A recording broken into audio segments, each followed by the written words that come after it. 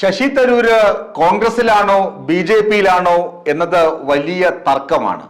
ഇപ്പോ തരൂര് വിദേശ പര്യടനത്തിന് പോകുന്നു എന്ന് കേൾക്കുന്നത് വലിയ വാർത്തയൊന്നുമല്ല.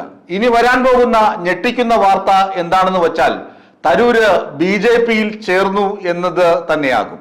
തരൂരിനെ എങ്ങനെയെങ്കിലും കോൺഗ്രസിന്റെ പാളയത്തിൽ നിന്ന് പതിയെ പുറത്തേക്ക് ഇറക്കിക്കൊണ്ടുവന്ന് ബി ജെ പിയുടെ സ്ഥാനാർത്ഥിയായി തിരുവനന്തപുരത്ത് മത്സരിപ്പിച്ച് കേന്ദ്രത്തിൽ വലിയൊരു പദവിയിൽ എത്തിക്കുകയാണ് ബി ജെ പിയുടെ അജണ്ട, അല്ലെങ്കിൽ ബി ജെ പിയുടെ ഉള്ളിലിരിപ്പ് എന്ന കാര്യം പകൽ പോലെ വ്യക്തമാണ്. അത് ഇന്നും ഇന്നലെയും ബി ജെ പിക്ക് ഉള്ളിൽ തുടങ്ങിയ മോഹമല്ല, അത് വളരെ കാലമായി തുടങ്ങിയതാണ്.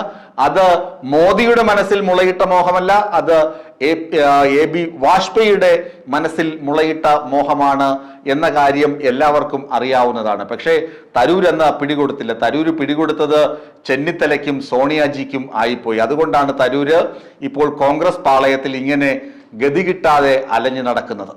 തരൂര് ശരിക്ക് പറഞ്ഞു കഴിഞ്ഞാൽ എങ്ങനെയാണ് ഈ പാർലമെന്ററി സമിതിയിൽ വന്നപ്പെട്ടത്, ഈ സംഘത്തിന്റെ അധ്യക്ഷനായത്?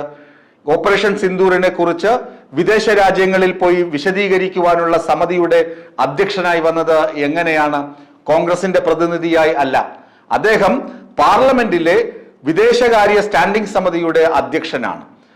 സ്വാഭാവികമായും വിദേശ രാജ്യങ്ങളിലേക്ക് പര്യടനത്തിന് ഒരു സമിതിയെ നിശ്ചയിക്കുമ്പോൾ ആ സമിതിയുടെ ചുമതല അദ്ദേഹത്തിന് വന്നു ചേരുക സ്വാഭാവികമാണ്. എന്നാൽ കോൺഗ്രസ് എന്ത് ചെയ്തു? അദ്ദേഹത്തിന്റെ കടക്കൽ കത്തിവച്ചു. കോൺഗ്രസിന് ശശി തരൂര് അനഭിമതനാണ്. കാരണം ജയറാം രമേശിനോ രാഹുൽ ഗാന്ധിക്കോ ഇല്ലാത്ത മൂല്യം ശശി തരൂരിന് ലോകരാജ്യങ്ങൾക്ക് ഇടയിലുണ്ട്. ലോകരാജ്യങ്ങൾക്ക് ഇടയിൽ തരൂരിനുള്ള മൂല്യം രാഹുൽ ഗാന്ധിക്കോ ജയറാം രമേശിനോ മല്ലികാർജുൻ ഖാർഗെക്കോ, എന്തിന് നമ്മുടെ ചെന്നിത്തലയ്ക്കോ വി ഡി സതീശൻ ജിക്കോ ഇല്ല എന്നത് പച്ച പരമാർത്ഥമാണ്. അത് അസൂയയായി മുളപൊട്ടാൻ തുടങ്ങിയിട്ട് നാളുകൾ ഏറെയായി. പക്ഷെ തരൂര് ഈ അസൂയയൊന്നും പുറത്ത് കാണിക്കുന്നില്ല. തരൂരിനെ അവരുടെ ഡ്രാഫ്റ്റ് കമ്മിറ്റിയിൽ നിന്ന് പിടിച്ച് പുറത്താക്കിയിരുന്നു. എങ്ങനെ പൂച്ചക്കുട്ടിയെ എടുത്ത് പുറത്ത് കളയുന്ന ലാഘവത്തോടു കൂടി. ഇവിടെ സുധാകരനെ എടുത്ത് ദൂരെ കളഞ്ഞല്ലോ, അതുപോലെ തരൂരിനെയും എടുത്ത് ദൂരെ കളഞ്ഞിരുന്നു. തരൂരിന്റെ മോദി സ്തുതിയാണ് അതിന് കാരണമെന്നൊക്കെ അവർ ചൂണ്ടിക്കാണിക്കുന്നുണ്ട് എങ്കിലും തരൂരിനെ അവർ എടുത്ത് ദൂരെ കളഞ്ഞിരുന്നു. തരൂര് എങ്കിലും അവിടെ കോൺഗ്രസ് തന്നെ പിടിച്ചു നിന്നു. കോൺഗ്രസിന്റെ വക്താവായും കോൺഗ്രസിന്റെ ഇഷ്ട തോഴനായും ഒക്കെ പലയിടങ്ങളിലും പ്രവർത്തിക്കാനൊക്കെ പോയി. പിന്നെയും കോൺഗ്രസിനൊപ്പം തന്നെ നിന്നു. അപ്പോഴാണ് ഇതാ വീണ്ടും വരുന്നു ഓപ്പറേഷൻ സിന്ദൂറിനെ കുറിച്ച് വിദേശ രാജ്യങ്ങളിൽ പോയി കാര്യങ്ങൾ വ്യക്തമാക്കണം. അതിന് 7 സമിതികൾ നിശ്ചയിച്ചു. ആ സമിതികളുടെയൊക്കെ ചുമതല തരൂരിനാണ്. തരൂര് പോകേണ്ട രാജ്യങ്ങൾ എവിടെയാണ്? മറ്റ് സമിതികളിൽ ആളുകൾ പോകുന്ന സ്ഥലങ്ങൾ എവിടെയൊക്കെയാണ്? താരതമ്യേന ചെറിയ ചെറിയ രാജ്യങ്ങളൊക്കെയാണ്. തരൂര് പോകേണ്ടത് അമേരിക്കയിലും ബ്രിട്ടനിലുമാണ്. അമേരിക്ക US-ലും അതുപോലെ തന്നെ ഗ്രേറ്റ് ബ്രിട്ടനിലുമാണ് തരൂര് പോയി കാര്യങ്ങൾ വിശദീകരിക്കേണ്ടത്. ഇത് കേൾക്കുമ്പോൾ ഉള്ളുലയാതിരിക്കുമോ രാഹുൽജിക്ക്? ജയറാം രമേശിന് ഉള്ളുലയാതിരിക്കുമോ? അവർക്ക് കിട്ടാത്തതൊക്കെ തരൂരിന് കിട്ടുന്നു. തരൂരിത അവിടെയൊക്കെ പോയി കാര്യങ്ങൾ പറയുന്നു, രാജ്യത്തെ പ്രതിനിധീകരിച്ചു പോകുന്നു. ഞങ്ങൾക്കൊന്നും കിട്ടുന്നില്ല, ഞങ്ങൾ പറഞ്ഞ 4 പേരുടെ പട്ടിക വെട്ടിത്തള്ളി ദൂരെ കളയുന്നു. തരൂരിന് എന്താണ് ഗുണം?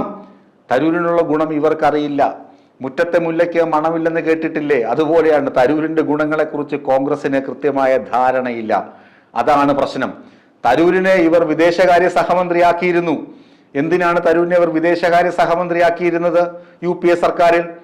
കാരണം എന്താണ്? തരൂര് UN-ൽ ഒരുപാട് കാലം പ്രവർത്തിച്ച വ്യക്തിയാണ്. പല രാജ്യങ്ങളുടെയും നയതന്ത്ര പ്രശ്നങ്ങളിൽ ഇടപെട്ട പരിഹാരം കണ്ടെത്തിയിരുന്ന വ്യക്തിയാണ്. പല രാജ്യങ്ങളുമായും ഇപ്പോഴും നയതന്ത്ര ബന്ധം സ്ഥാപിക്കുന്നതിനോ അല്ലെങ്കിൽ നയതന്ത്ര പ്രതിനിധികളുമായി ബന്ധമുള്ള വ്യക്തിയാണ്.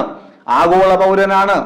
അതൊന്നും കോൺഗ്രസിന് ഇപ്പോൾ കാര്യമില്ല. കോൺഗ്രസ് പറയുന്നത് 4 തവണയായി തിരുവനന്തപുരത്ത് നിന്ന് ഞങ്ങളുടെ പ്രതിനിധിയായി വോട്ട് നേടി ജയിച്ചു വന്ന വെറും സാധാ MP മാത്രമാണ് തരൂർ എന്ന് അടച്ചാക്ഷേപിച്ച് ചവിട്ടിത്തേച്ചിട്ടിരിക്കുകയാണ് കേരളത്തിലെ കോൺഗ്രസ്സുകാരും കേന്ദ്രത്തിലെ കോൺഗ്രസ്സുകാരും. അതുകൊണ്ടാണ് തരൂരിനെ എങ്ങനെയെങ്കിലും കോൺഗ്രസിന്റെ പാളയത്തിൽ നിന്ന് നിങ്ങളേതാ ചവിട്ടിത്തേച്ച് ഇവിടെ ഇട്ടിരിക്കുകയാണ്. അതല്ല, നിങ്ങളൊരു വിശ്വപൗരനാണ്, നിങ്ങൾക്ക് കിട്ടേണ്ട വില കോൺഗ്രസിൽ കിട്ടുന്നില്ല, എങ്ങനെയെങ്കിലും ഞങ്ങളുടെ കൂടെ വാ എന്ന് BJP വിളിച്ചുകൊണ്ടിരിക്കുന്നത്. ഇത് ശരിക്കു പറഞ്ഞാൽ കോൺഗ്രസ് ഹൈക്കമാൻഡിന് മോദിജി കൊടുത്ത ഒരു കരണക്കുറ്റിക്കുള്ള അടി കൂടിയാണ്. രാഹുൽജിക്ക് കൊടുത്ത ഒരൊറ്റ അടി കൂടിയാണ് തരൂരിനെ പൊക്കിയെടുത്ത് ഈ സമിതിയുടെ അധ്യക്ഷനാക്കി വെച്ചത് കൂടി. തരൂരിനെ ഇവരോട് പറഞ്ഞു, നിങ്ങൾ ഒരു 4 പേരുടെ പേര് തരണം. സ്വാഭാവികമായും കിരൺ റിജ്ജു ഒക്കെ കരുതി കാണും തരൂരിന്റെ പേരും ഉണ്ടാകും. കൊടുത്തപ്പോ 4 പൊട്ടന്മാരുടെ പേരാ കൊടുത്തേക്കുന്നത്. പൊട്ടന്മാരെന്ന് പറഞ്ഞാൽ വലിയ MP-മാരൊക്കെയാണ്, അവരുടെ പേരാണ് കൊടുത്തിരിക്കുന്നത്. ആ പേരുകളൊക്കെ പതുക്കെ കേന്ദ്രം വെട്ടിയിട്ട് തരൂരിന്റെ പേരെടുത്ത് വെച്ചു. അത് അപ്പോ കോൺഗ്രസിന് ഇഷ്ടപ്പെട്ടില്ല. അവർ പറഞ്ഞു, ഞങ്ങൾ കൊടുത്ത പേരൊന്നും വെച്ചില്ല, ഞങ്ങൾ കൊടുക്കാത്ത തരൂരിന്റെ പേര് വെച്ചിരിക്കുന്നു. അപ്പോ കേന്ദ്രം പറഞ്ഞു, തരൂരാണ് ഈ സമിതിയുടെ അധ്യക്ഷൻ, പിന്നെ തരൂരിന്റെ പേര് വെക്കാതിരിക്കുന്നത് എങ്ങനെ? അത് രാഷ്ട്രീയ വിവാദമായി കൊടുമ്പിരി കൊണ്ടു.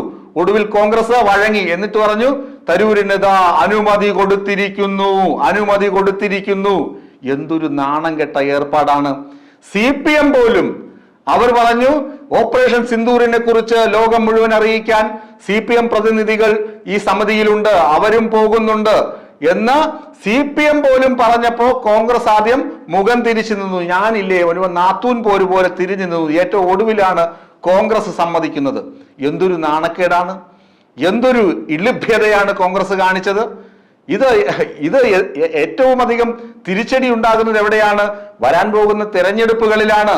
ബീഹാർ തെരഞ്ഞെടുപ്പ് വരാൻ പോകുന്നു. ഇവിടെയൊക്കെ കോൺഗ്രസിന് നാണം കെട്ട തോൽവിയായിരിക്കും സമ്മാനിക്കാൻ പോകുന്നത്. ഇത്തരം അവസ്ഥകളിൽ, ഇത്തരം രാജ്യസ്നേഹം മുതലെടുക്കേണ്ട ഭാഗങ്ങളിൽ കോൺഗ്രസ് ഇങ്ങനെ മുഖം തിരിച്ചു നിൽക്കുന്നത് എന്തിനാണ് എന്ന് ജനങ്ങൾ ചോദിക്കുമ്പോൾ കോൺഗ്രസിന് ഉത്തരമില്ലാതെ വരുന്നു. തരൂരിനോടുള്ള ശത്രുത കൊണ്ടാണ് ഞങ്ങൾ അങ്ങനെ ചെയ്തത് എന്ന് വോട്ടർമാരോട് പറഞ്ഞാൽ വോട്ടർമാർ വിശ്വസിക്കുമോ? ഏറ്റവും ഒടുവിൽ തരൂരിന് സമ്മതി കൊടുക്കുന്നു.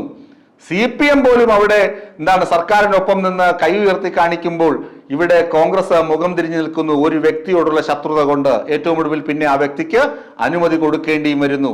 അന്ധമായ മോദി വിരോധവും അന്ധമായ തരൂർ വിരോധവും കോൺഗ്രസിനെ പടുകുഴിയിൽ കൊണ്ട് ചാടിക്കുമ്പോൾ മോദിജി എന്ത് ചെയ്യുന്നു? തരൂരിനെ പതിയെ പാട്ടിലാക്കി BJP പാളയത്തിൽ എത്തിക്കുകയും ചെയ്യുന്നു. തീർച്ചയായും തരൂർ എന്താകും മാറുന്നു? ശശി തരൂർ പതിയെ മാറി തരൂർ ഗാന്ധിയായി മാറുകയും ചെയ്യുന്നു.